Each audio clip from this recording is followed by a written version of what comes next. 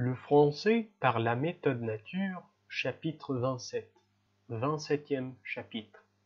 Fatima et Marianne. Voici l'histoire de la petite Fatima, telle que l'a racontée André Comot ce soir-là, à Villebourg. Après avoir fait la connaissance de la belle Marianne, Henri a cessé de passer une partie de ses soirées avec la petite Fatima comme avant. Il a cessé après le dîner de s'asseoir avec elle dans le petit jardin et de lui raconter des histoires. Fatima aimait beaucoup ces moments si calmes. On n'entendait que l'eau de la petite fontaine et la voix d'Henri. Voilà, c'est ça la fontaine.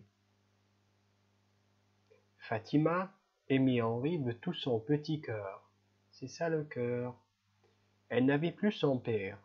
Elle l'avait perdu 9 ans plus tôt. Elle avait alors 3 ans. Henri était pour elle un grand frère et le meilleur ami du monde.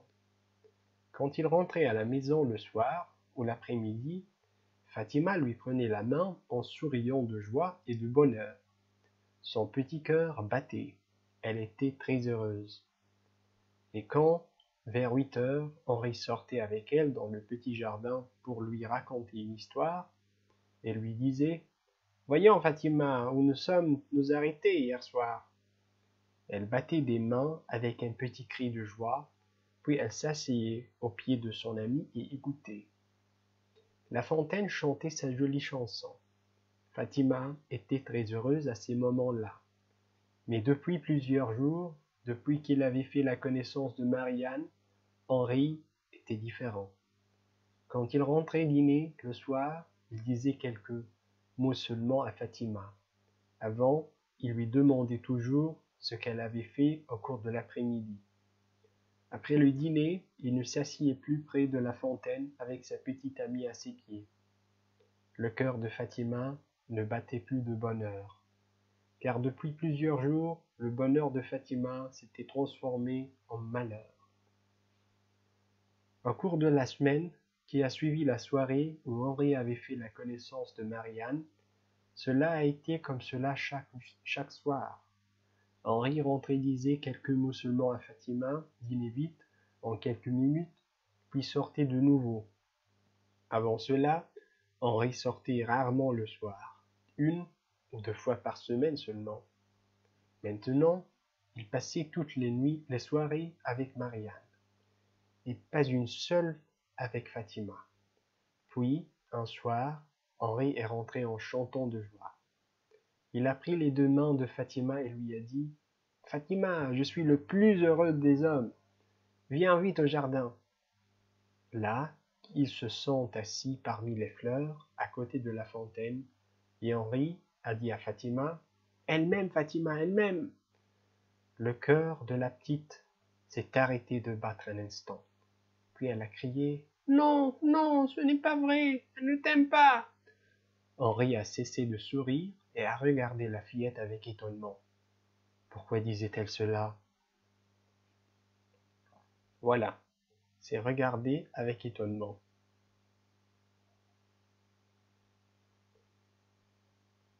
Puis, il lui a dit à voix basse, « Mais Fatima, elle me l'a dit, elle-même, ce soir, et puis, même si elle ne me l'avait pas dit, je l'aurais su. Et pourquoi es-tu soudain si malheureuse? Je croyais que tu serais contente de me voir heureux. » Elle ne peut pas t'aimer comme moi, personne ne pourra jamais t'aimer comme moi, a crié la fillette. Henri était de plus en plus étonné. Fatima était-elle vraiment amoureuse de lui, comme Comot de lui avait dit? Alors il lui a dit « Mais Fatima, tu n'es qu'une enfant. Elle est une jeune fille, c'est tout à fait différent. Je serai aussi une jeune fille un jour, a crié la fillette, et Henri a compris combien Fatima l'aimait. Il a aussi compris qu'à ce moment, elle était très malheureuse. Il lui en avait trop raconté. Que puis-je faire? s'est-il dit. Il a regardé la fillette, qui était maintenant assise à ses pieds. Ses grands yeux noirs étaient pleins de larmes. Voilà, c'est ça, la larme. Elle attendait un mot de lui. Fatima, lui a-t-il dit, je vais te dire quelque chose. Je t'aime beaucoup, Fatima. Tu seras toujours ma petite amie. Mais comprends-tu, tu ne pourras jamais être ma femme. J'aime Marianne et elle m'aime aussi. Elle sera un jour ma femme, tu comprends? Et tu seras notre petite amie, tout à fait. Comme tu as été mon ami jusqu'ici.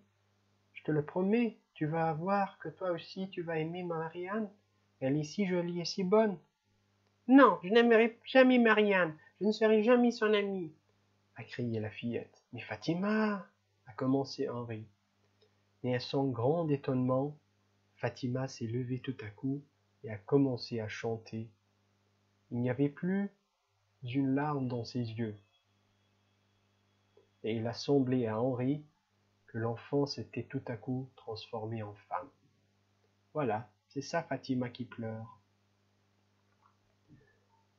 Je ne comprends pas, Cécile dit. Il y a 5 minutes, elle avait les yeux pleins de larmes. Elle pleurait, elle était très malheureuse. Et maintenant, voilà qu'elle chante. Il y a dans ses yeux quelque chose que je n'aime pas. C'était une Fatima tout à fait différente de l'autre, et qu'Henri ne connaissait pas. Toujours chantant, la fillette est rentrée dans la maison, et Henri est resté seul. Son étonnement était toujours aussi gros. Il a peu dormi cette nuit au cours des longues heures qu'il a passées à penser tantôt à Marianne, tantôt à cette petite fille dont le malheur lui faisait mal. Il a semblé plusieurs fois à Henri que quelqu'un dans la maison chantait et parlait à voix basse. La chanson était tantôt triste, tantôt très gaie, et c'était une voix de fillette qui la chantait. Il avait appelé Fatima, mais chaque fois la voix s'était tue. Et Henri n'avait rien entendu pendant 1 ou 2 heures. Puis la voix avait recommencé à chanter, et quand de nouveau il avait appelé, elle s'était tue de nouveau, et la nuit avait passé. Le matin, Henri s'était levé très tôt. Il avait peu dormi et voulait faire une promenade. En se lavant, il s'est dit qu'il voudrait bien savoir si c'était Fatima qu'il avait entendu chanter et parler toute la nuit. Il n'a pas entendu longtemps. Pendant qu'il buvait son café, la petite est arrivée. Il lui a demandé « Tu as aimé la chanson que j'ai chantée cette nuit, Henri ?»« Ah, c'était toi qui chantais ?» lui a dit Henri. Puis « Oui, je t'ai entendu plusieurs fois au cours de la nuit. C'était une chanson de ton pays, je pense. Elle était tantôt gaie, tantôt triste. Je n'ai jamais entendu de chanson comme celle-là. Et tu sais, je n'en ai pas compris un seul mot. Tu ne l'as jamais chantée avant, je crois. » Non, on la chante rarement. Qu'est-ce que c'est que cette chanson? Tu le sauras un jour. Tu veux pas me le dire? Pas ce matin, une autre fois. Et Fatima a demandé tout à coup, est-ce qu'elle est belle, Marianne? Oui, Fatima, elle est très belle. Veux-tu la connaître? Oui, je voudrais bien faire sa connaissance. Henri a été très étonné, mais cette fois, cela a été un étonnement agréable. Fatima avait-elle compris au cours de la nuit qu'elle ferait mieux d'accepter Marianne comme future femme de son Henri? Il a dit à la fillette, « Veux-tu venir avec moi, Fatima ?»« Oui. » Henri était très content de savoir que Fatima avait accepté sa future femme, et il a dit, « Je vais t'emmener avec moi chez monsieur et madame Bourdier, alors, et je vais te présenter à Marianne. » Avec un cri de joie, Fatima a dansé plusieurs fois autour d'Henri. Voilà, Fatima danse, en battant des mains. Elle dansait toujours quand elle était contente. Les deux amis sont sortis ensemble vers 10 heures pour aller chez Marianne. Cela peut sembler étrange, un jeune Français qui veut présenter une petite Arabe aux parents de sa future femme.